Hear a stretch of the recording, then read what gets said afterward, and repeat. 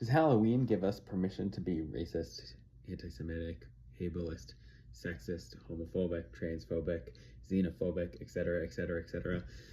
Does the horror genre give us a pass for all these bigotries to lean into the depths of the quote unquote dark side of our minds, to examine and express our basic level prejudice and impulses? For those who haven't been watching our video series, we're examining the ways that bigotry manifests within our bodies and within ourselves and within our communities, and using the case study of a haunted house 2 doors down from our church that has created a display that is evocative of lynchings and concentration camps and the criminalization of mental health, evocative of all those bigotries, though the homeowner says that it wasn't the intention. But this is, at this point, and really for a while, this has been about more than just this one house. It's bigger than just this one house. It's the way the entire community, the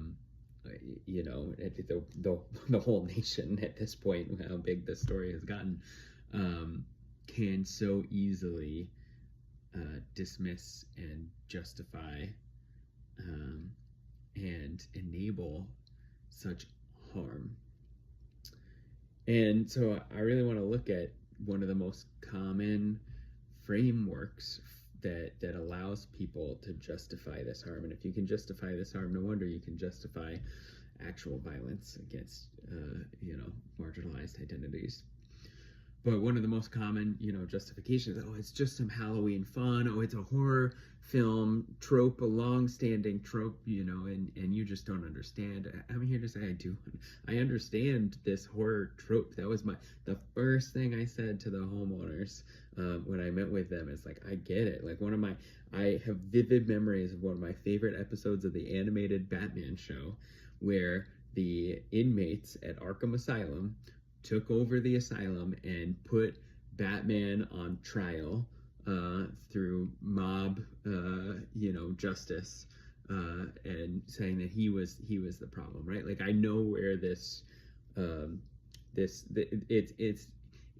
a trope. It is a common plot line, right? The inmates have taken over, but like even that is so problematic, right?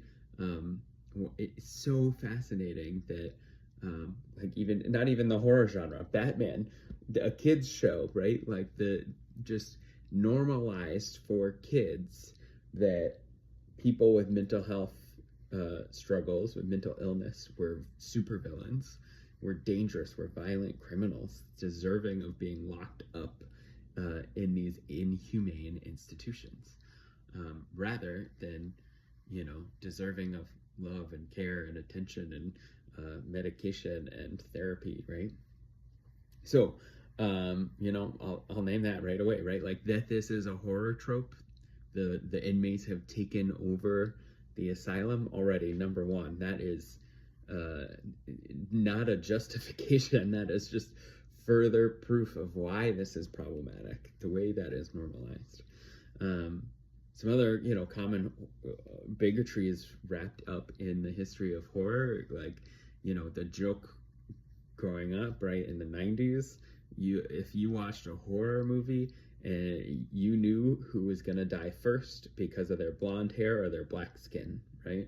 Hot women and black people were going to be the first to die in any horror movie. And then third racist trope or bigoted trope, right? Like, if they weren't the first to die, it's because they had some magic power that was needed to either attack or aid the white protagonist, right?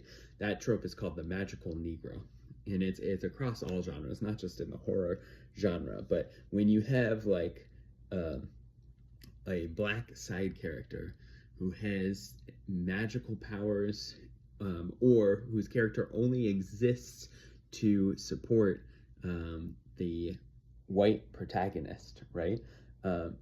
it's such a racist sidelining and erasure, but also sort of like exoticizing.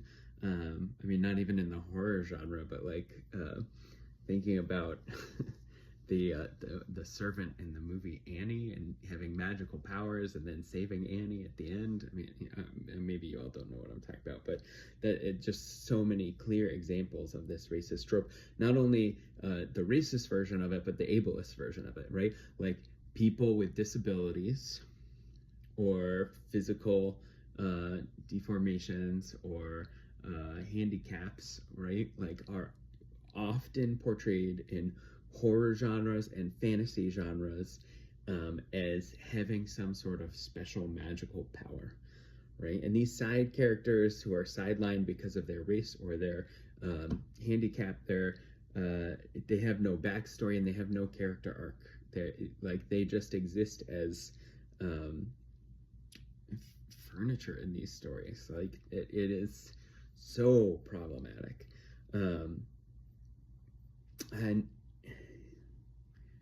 And then you know, just looking at mental illness as something to fear. Think about all the horror movies, right, where you know, somebody's depression or somebody's you know, disturbance, somebody's mental struggle is really at the center of the horror, either as a cause or a symptom of the horror.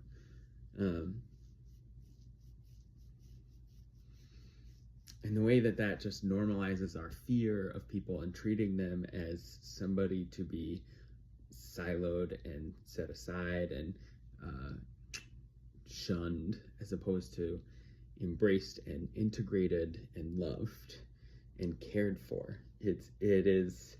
I mean, that's all just to say that like this defense that like, oh, you don't understand, it's not a problem because it's like a common horror genre thing. It's like, I mean, horror films have a long history of being problematic because society has a long history of being problematic, right? All art is susceptible to the prejudices and bigotry is interwoven into society. And that's why I think it's important, the difference between art that subverts that harm versus art that enables that harm.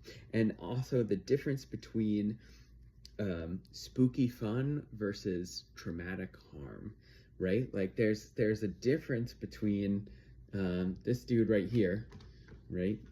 This my friend right here, who's like, I'm sure some people scrolled past this video because that makes them uncomfortable, right? That's, you know, it's funny how people use that to justify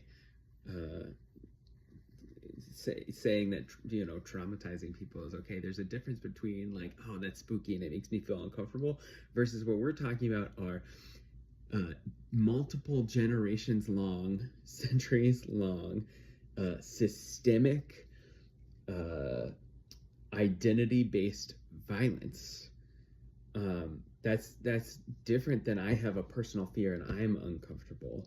That is a mass concern. That is enabling an ongoing injustice. And there are horror films that do subvert those harms, right? Like not all horror films are racist, not all horror films are sexist, but like it is very much a common thing. So anytime somebody's like, oh, you just don't understand because it's like a horror genre, you don't understand because it's Halloween, man, horror films and Halloween can be super racist, you know? Like I'm running out of time here, but like, so we're gonna have to do a whole nother video on Halloween costumes, right? And the racism of Halloween costumes.